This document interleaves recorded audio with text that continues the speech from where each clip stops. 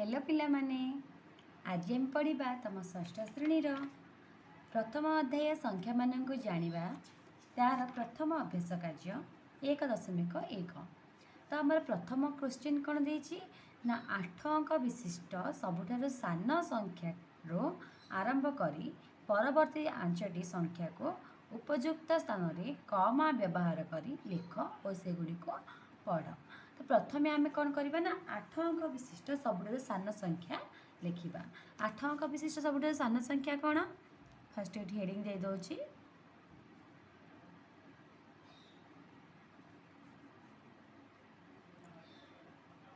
8 अंक विशिष्ट सबुठारु सान संख्या। तो आम जाने सान संख्या मान हूँ आमर 1 आम ये लिखिदेबा 1 1। 8 अंक विशिष्ट संख्या आमर सान देछि मीन्स आम 1 लिखिदेले 8 ऊपर 8 रो 1 कमे लिखिदे 7 तो 7टा 0 आम ये देदेबा 3 4 5 6 7। तो ये आमर हो गला 8 अंक विशिष्ट सबुठारु सान संख्या। यापर आमर से देछि यार परवर्ती 5टी संख्या लिखिबा। तो यार प्रथम संख्याटी कौन हम आमर हम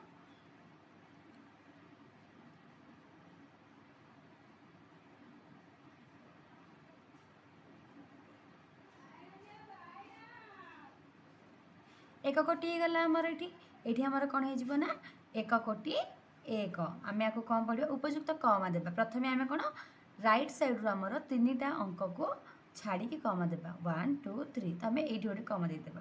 यापर 2टा लाखे आम नहीं कमा देवा 1 2 तापर पुणी 1 2 ये सेमती आम देदेबा 3 2 ये 2 ये गला आमर ये हो 1 कोटी आम कौन पढ़ा 1 कोटी ये आम कौन पढ़ा 1 कोटी 1 कौन पढ़ा 1 कोटी 1 तापर 5टी देछि तो आमर ये गोटे हो गला आ परवर्ती 5टी लिखा आम ये आम पढ़ा 1 कोटी 2 यापर 1 कोटी 3 ये सब को आम कमा देदेबा।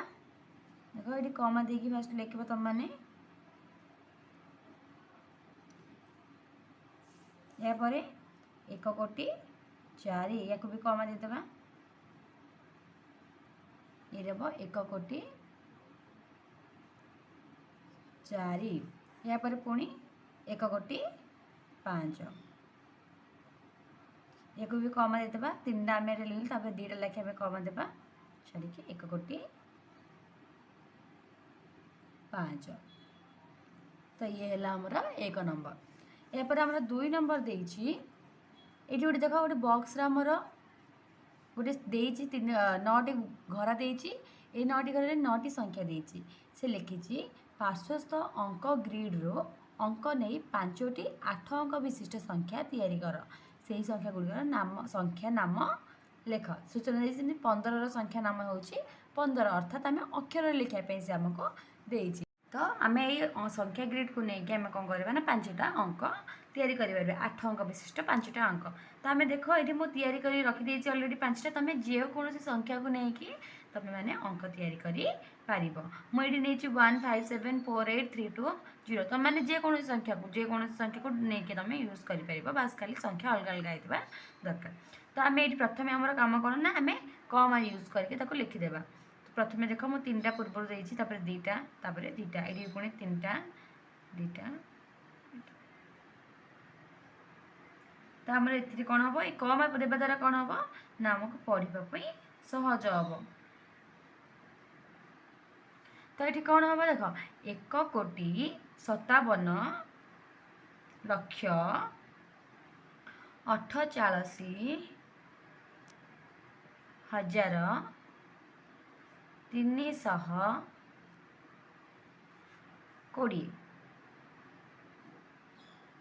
बुझिपार ठीक से तुम ये कौन लिखिपर कौन लिख 6 कोटी